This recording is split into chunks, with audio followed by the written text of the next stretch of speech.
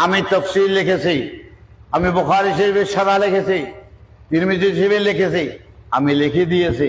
যদি কোনো জায়গায় যদি ভুল ভ্রান্তি হয়, হওয়াটা স্বাভাবিক, আমাকে জানালে আমি এখনো আছি, আমার সংশোধন করে দেব। একজন আমার কাছে টেলিফোন করছে, আমার কাছে সরাসরি করে নাই, দূরত্বেই করছে, নাম কইতাম না,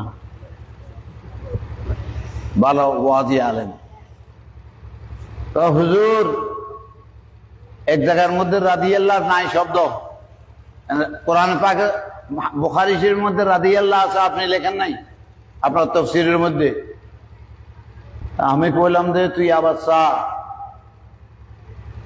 ও যে হুজুর চাচ্ছি আছে, তুই উল্টা পাল্টা কা কৌশল মানুষের কৌশল প্রচার করছে, কি ব্যাপারটা? তো ব্যাপারটা কো যে ওই ফেসবুকে দেখি বলছিলাম, অরিজিনাল কিতাব দেখে নাই। অরিজিনাল কিতাব দেখতে হবে, ঠিক না বেটি? নোট বই পড়ি পরীক্ষা দিয়ে ফেললে পাস করতে পারবা, আর বাস্তব জীবনের মধ্যে ধাক্কা খাইতে হইব, ঠিক না বেটি? হ্যাঁ, এরকম ফেসবুক দেখেও না, অরিজিনাল কিতাব দেখো, না থাকলে আমার কাছে আসো, আমি ডাকতেছি।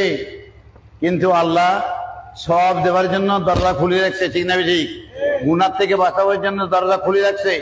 তুমি যদি এগুলা যদি না মানো, তাহলে নিজেই দুঃখে পড়ে যাবা, কষ্টে পড়ে যাবা, তোমার সাহায্যকারী কেউ থাকবে না, ঠিক না বেটি? কাজে আমার নবী পথ ক্লিয়ার করে দিচ্ছে, আসো আমার দিকে, আমার দিকে আসো, এ আমার পাগলেরা, আমার দিকে আসো, আমার পক্ষে থাকো, তোমার ভুল ভ্রান্তি তুমি মাফ চাও, আল্লাহ সঙ্গে সঙ্গে মাফ করে দেবে। আজকে আমরা মুসলমান, আহা ভাই ভাই কি লেগেলি, হুজুরে হুজুরে কি লেগেলি, ইমামে ইমামে কি লেগেলি, পিড়ি ফিরি কি লেগেলি। আরে না, একজনের জন্য ভুল ধরে দিই, সংশোধন হয়ে যান, কি লেগেলি তো দরকার করে না, গালাগালি তো দরকার করো না। একটা রিক্সাওয়ালা যায়, তার রিক্সার একটা চাক্কা এখন ভাঙে পড়ে যাবে, মানুষ অ্যাক্সিডেন্ট করবে, পিছের থেকে আরেক রিক্সাওয়ালা ডাক দিয়েছে, ভাই কি হয়েছে? তোমার রিক্সার একটু ঝামেলা, তুমি দেখো, দেখো, একে রাগ করবো না খুশি হইব?